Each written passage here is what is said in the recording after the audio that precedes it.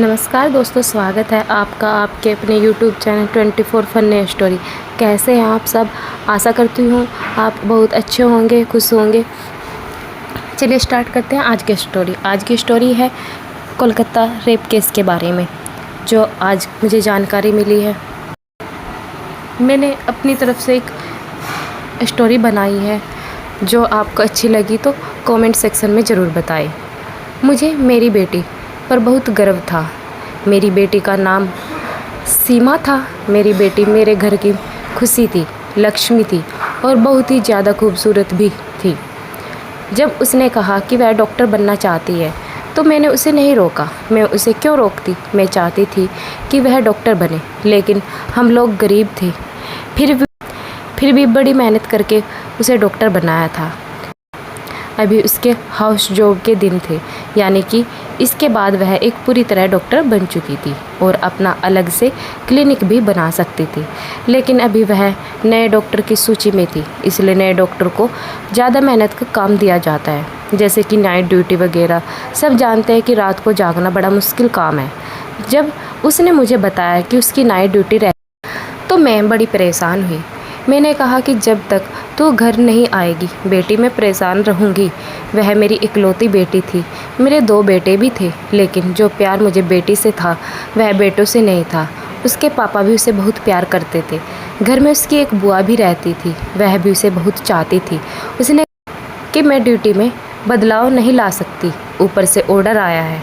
आप परेशान मत होना, अस्पताल में मैं अकेली थोड़े ही ना हूँ, और भी बहुत लोग हैं। उसने बड़े प्यार से, बड़े तरीके से मुझे समझाया। मैंने कहा मसला है? मैंने कहा क्या मसला है? लेकिन वह बड़ी जिम्मेदार थी। डॉक्टर के पास कहाँ वक्त होता है कि वह एक गिलास पानी भी पी ले। और नाइट ड्यूटी का डॉक्टर वैसे ही बड़ा बिजी रहते हैं, लेकिन फिर भी वह रोज़ मुझे फ़ोन करती थी, पर आज उसका फ़ोन नहीं आया।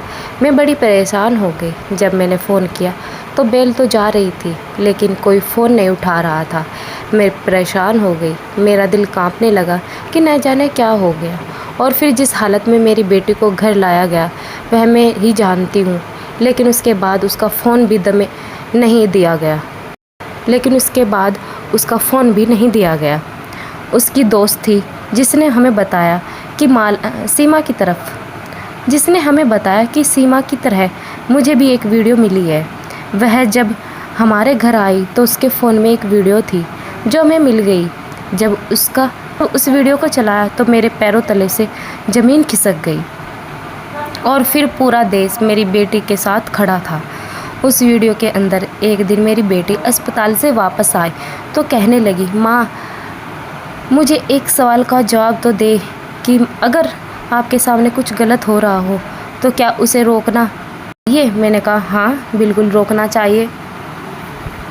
क्यों नहीं रोकना चाहिए? यह तो भगवान भी कहता है कि सिर्फ सच्चाई और हक का साथ देना चाहिए। मेरी यह बात सुनकर वह कहीं खो सी गई थी। मैंने कहा, सीमा खाना खा लो, कहाँ खो गई हो? देख आज तेरी पसंद की दाल भात बनाई है।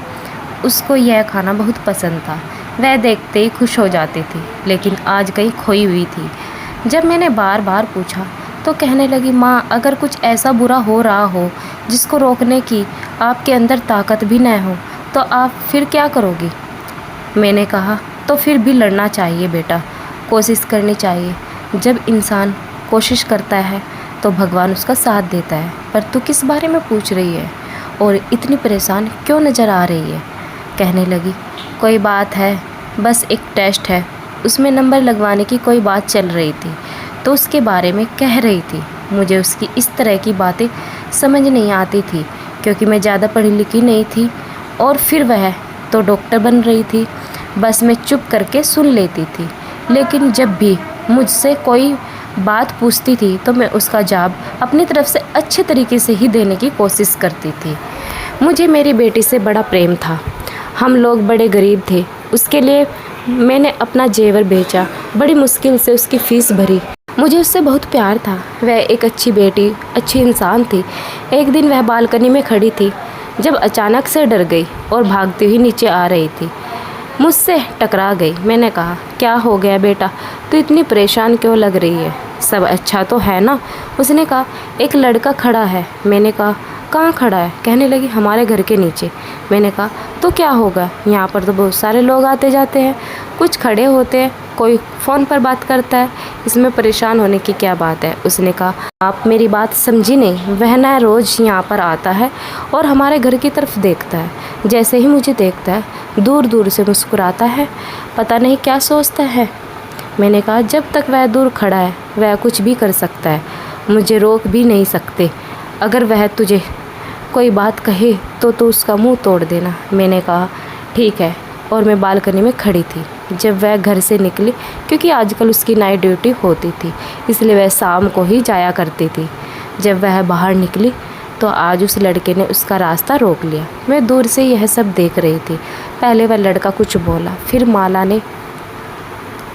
फिर सीमा ने कुछ कहा और फिर वह हाथ रखकर एक तरफ को चला गया और सीमा अस्पताल के लिए रवाना हो गई। मैं पूरा दिन सोचती रही कि यह लड़का कौन था, मेरी बेटी को उसने क्या कहा।